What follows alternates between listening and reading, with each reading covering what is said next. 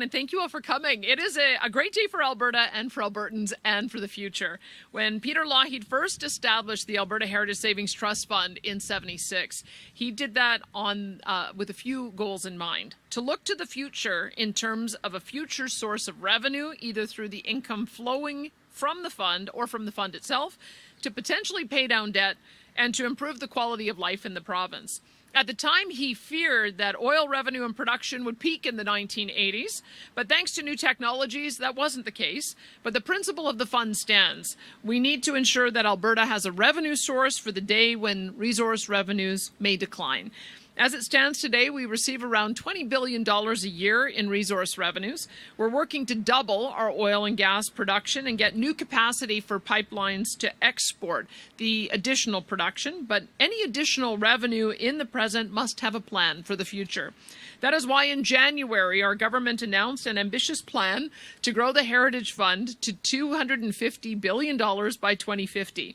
And I'm pleased to be here today to tell you that the fund has now reached $30 billion. Thanks to our fiscal management, we are now able to put some of our cash surplus from the 2024-25 fiscal year into the Heritage Fund, and our fiscal framework requires us to leave the investment income gained by the fund untouched, growing the fund even faster. It's difficult for some to believe that this is important. Some would say that the revenue we have today should all go to fund the needs of today. And like any government, we are required to make difficult decisions about how we spend taxpayer dollars. But the Heritage Fund is perhaps the most important investment that we can make today. The most solemn duty of any government is to ensure that future generations are able to enjoy the same benefits and quality of life that we do today, just as Peter Lougheed envisioned for the fund nearly 50 years ago. Today is a milestone in our strategy of achieving $250 billion. When Peter Lougheed left the job of Premier, the fund sat at $12 billion. When the United Conservatives formed government in 2019, it had barely grown. In the past 4 decades, it was standing at around $16 billion. Our government has nearly doubled the Heritage Fund in size in 6 years because we believe in a lasting legacy for our children, their children, and beyond.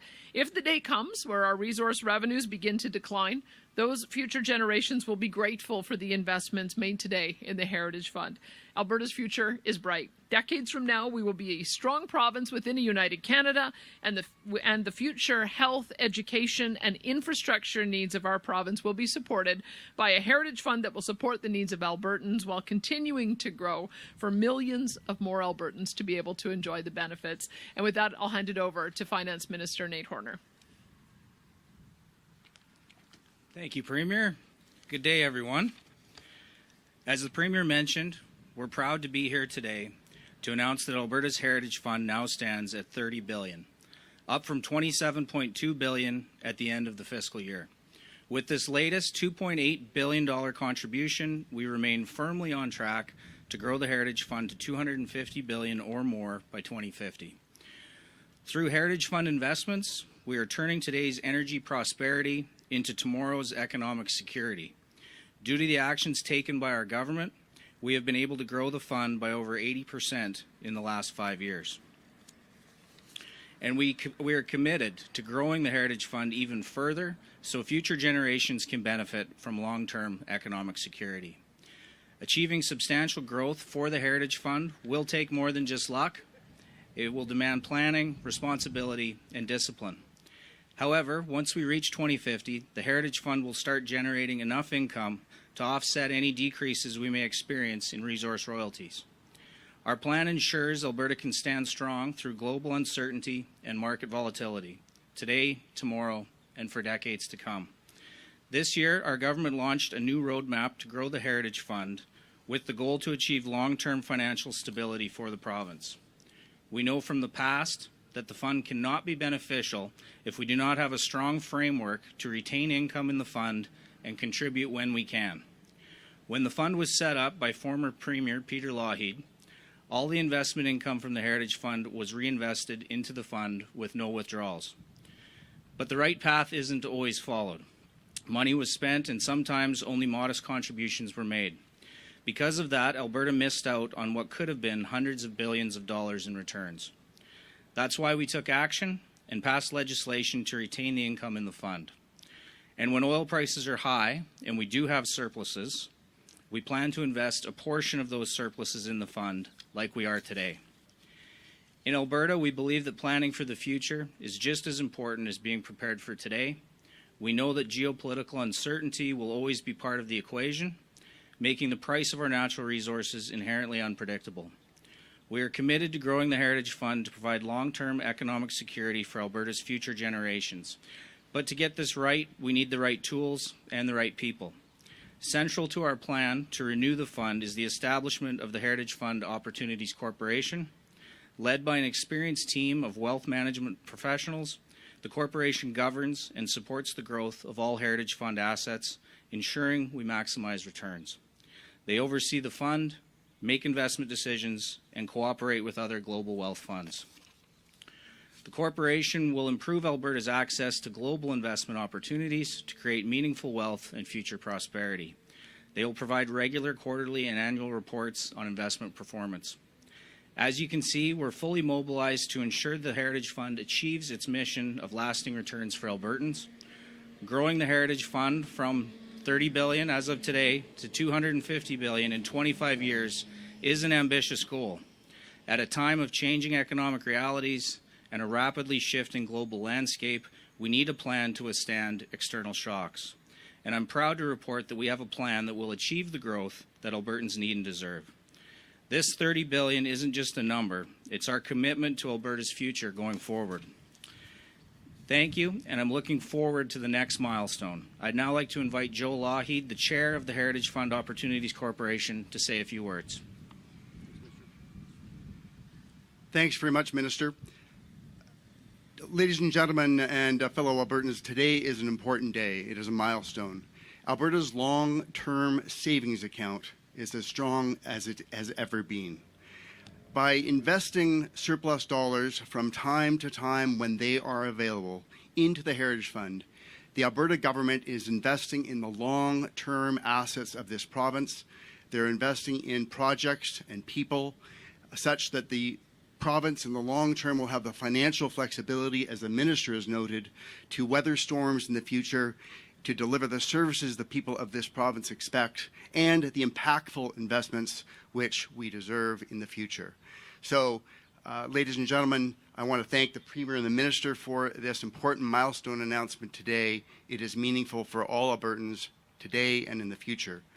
As well, concurrent with this announcement in the press release that comes out today, the Heritage Fund Board is announcing its initial Board of Directors. I hope when the public sees this initial board, they will understand that it's made up of an impactful group of Albertans and international representatives that will help provide independent oversight of these important assets. And we expect that 2 or 3 additional board members will be appointed in the weeks ahead. So, Premier and Minister, thank you. Thank you for investing in Alberta and its future. Thank you. Thank you to all of our speakers. We'll now head into the media Q&A portion. We'll be taking one question, one follow-up. Please remember to state your name and outlet before asking your question. And we'll start off at the mic here on the ground. Go ahead. Hi, it's Janet French from the CBC. So just thinking about the requirements of investing a cash surplus, which I think was $5.3 billion. Actually, I think this is a question for Minister Horner. Sure. So I'm assuming that this is you investing the half that's not going into the Alberta Fund, but what's happening to the other half that is destined for the Alberta Fund? Is that going to be going to debt repayment, into the Heritage Fund potentially, or one other one-time spend? So you're almost exactly right. You're very close on the numbers. This is taking the first 50% and putting it all towards the Heritage Fund, and a small portion of the Alberta Fund, about $270 million. There remains about $2.2 billion in the cash surplus post-announcement today. And no decision's been made on that. It doesn't preclude one from being made even within this fiscal year.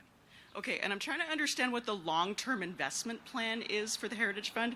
You know, we heard Joe say, well, when there's extra surplus cash, we'll put it in. I mean, for personal saving, that's not how they recommend you do it, right? They recommend you're doing regular contributions. So what is the long-term plan and commitment, if any, to contribute to this, to grow it to that ambitious number?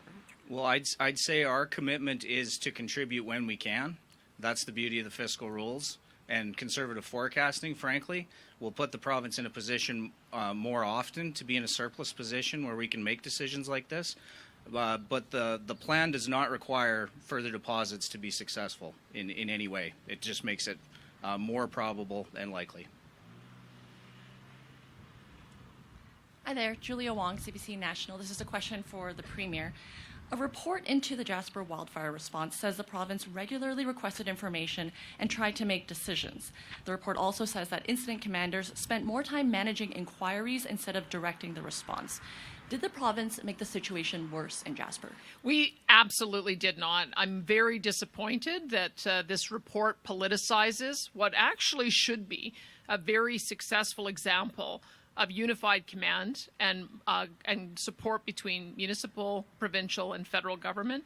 As you know, the Alberta government provided $181 million worth of support, disaster recovery program funding, evacuation payments. We supported the Red Cross.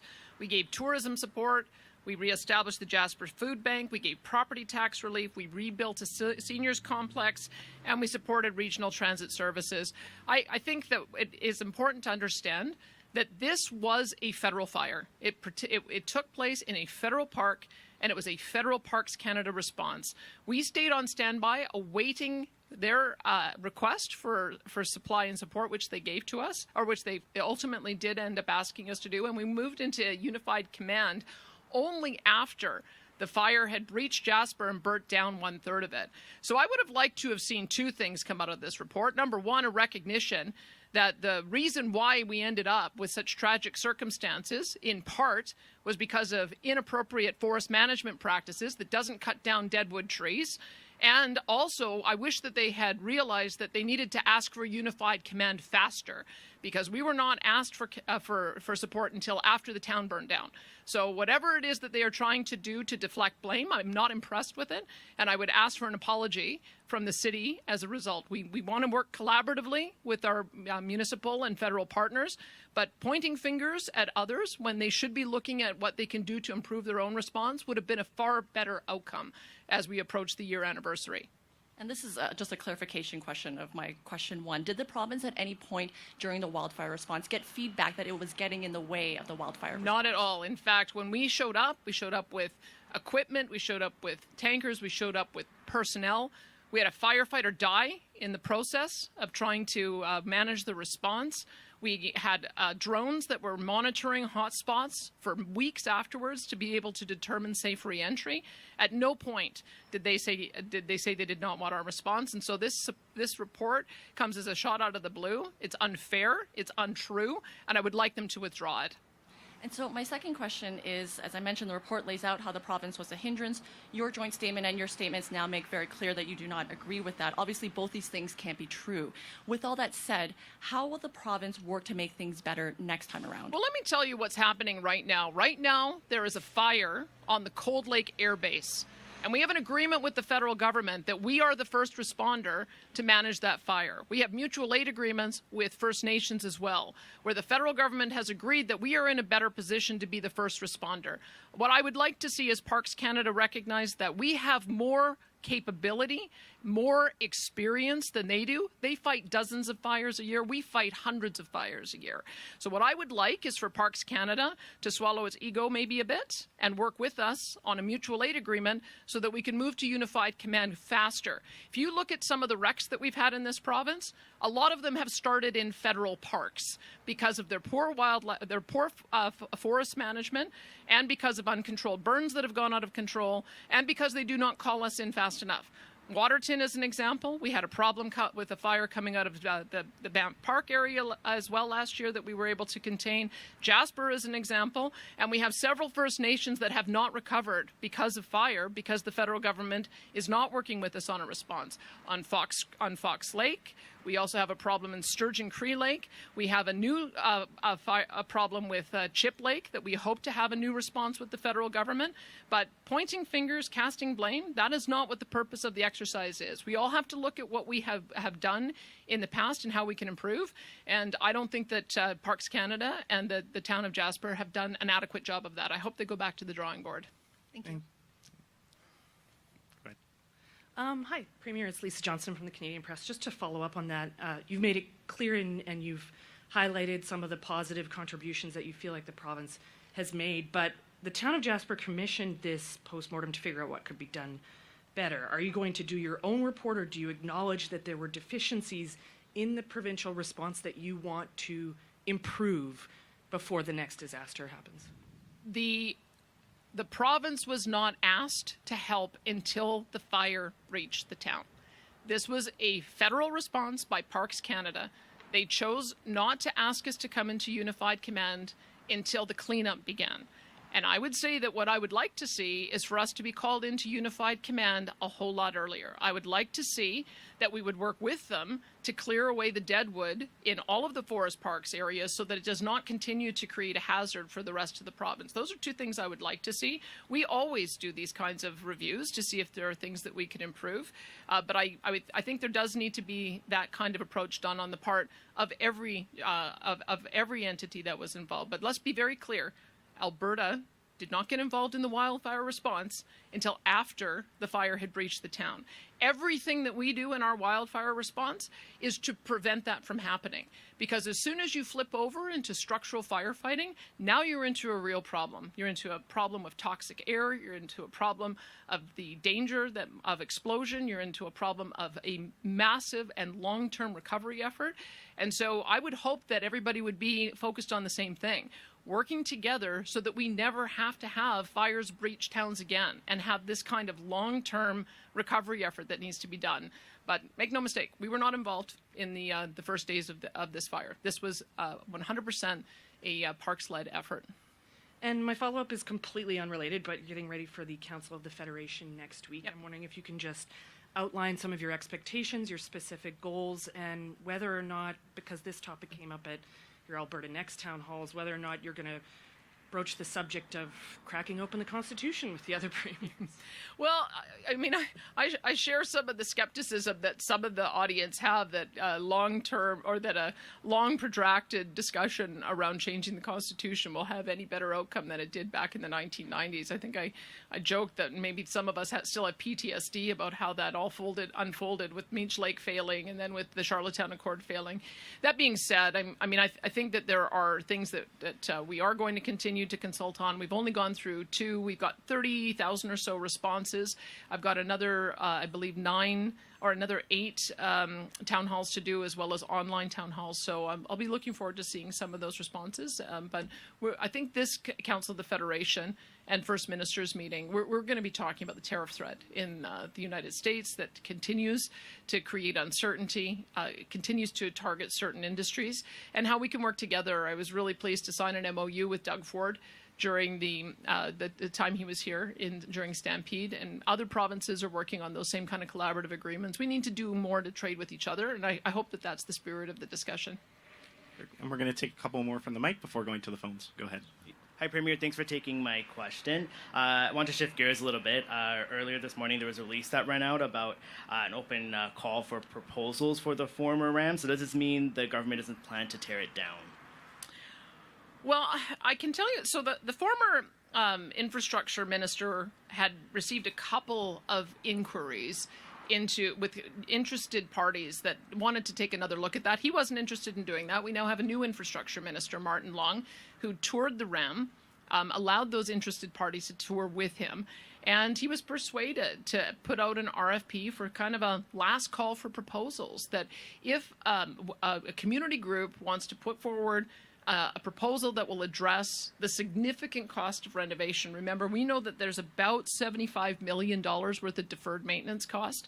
It would probably cost about $150 million at a minimum in order to get it to a level where it can be occupied. Previous governments had made a decision that with all the priorities we had, especially since the RAM had moved, that was not an expense that government would take on. I think that decision was initially made under the NDP. But look, if a community group can raise $150 million and put together a great proposal, then we should be open to that. So we'll see. It'll be up to the community to decide. It may yet be that they're not able to assemble a package to allow us to do that.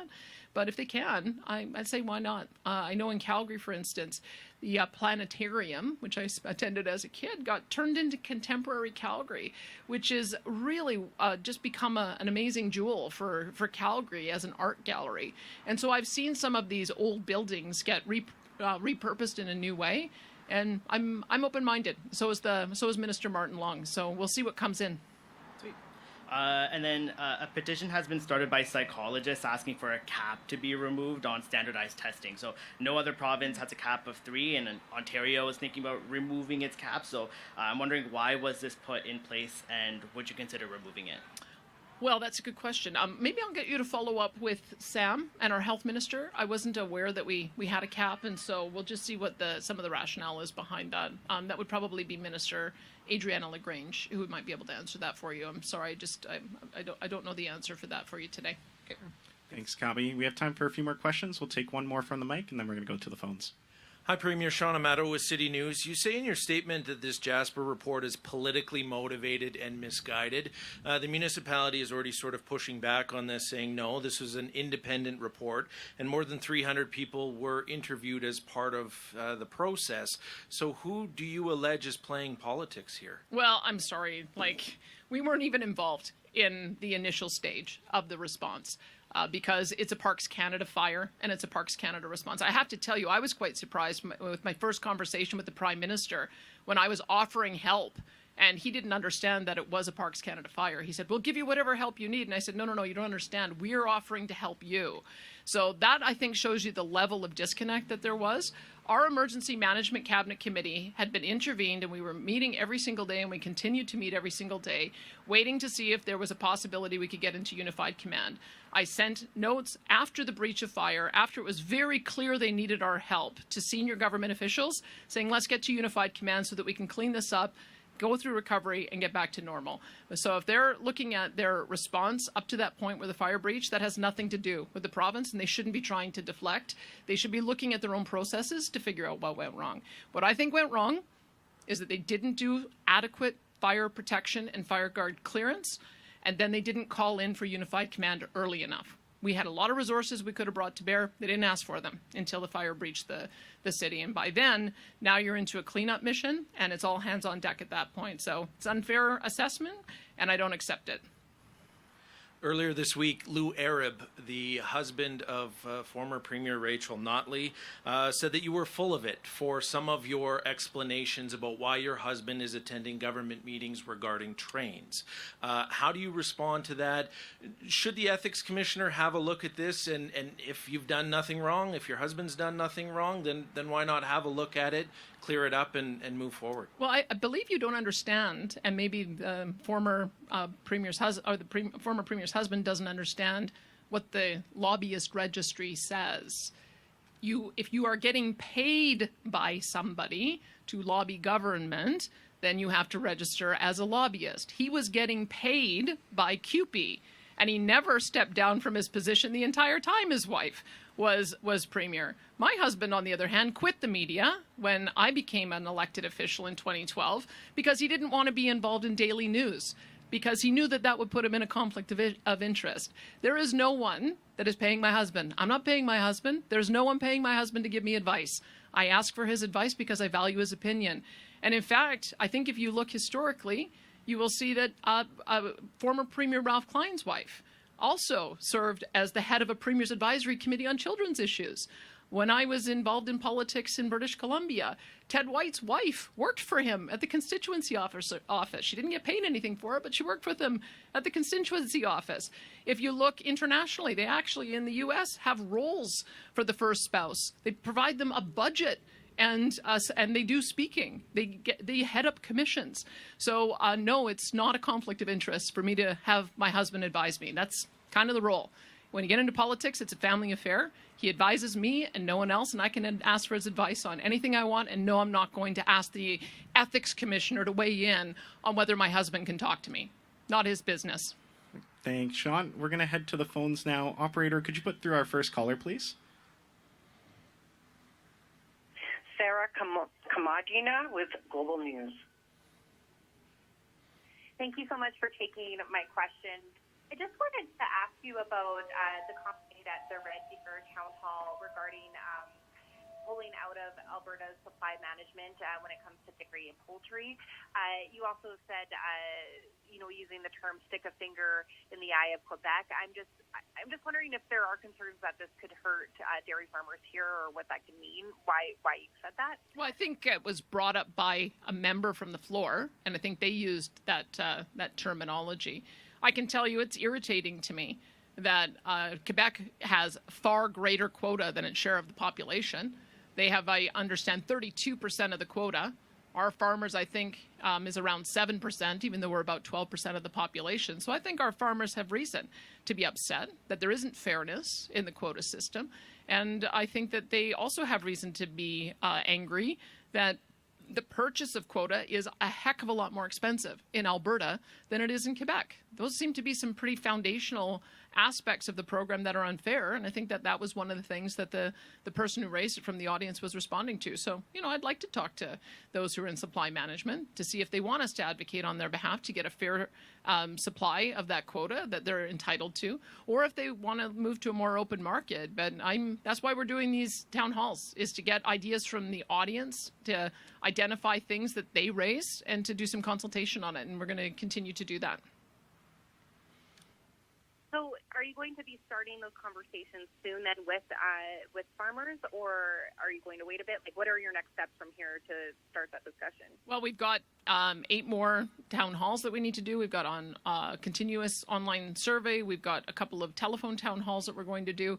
And then we've got a panel that's going to meet to hear and collate all of the ideas that we got and do a report on which ones we want to pursue and which ones we don't want to pursue. So we've got several more months before that report will be written. I think we're intending to have it produced in October. Thanks, Sarah. And we have time for just one more question. Operator, could you put through our next caller, please? Jack Farrow with the Canadian Press. Hi, Premier. Thanks for taking my questions. I'm also going to ask about the Jasper fire. So I'm a little bit confused by your response, just because the report itself says it doesn't need to lay blame.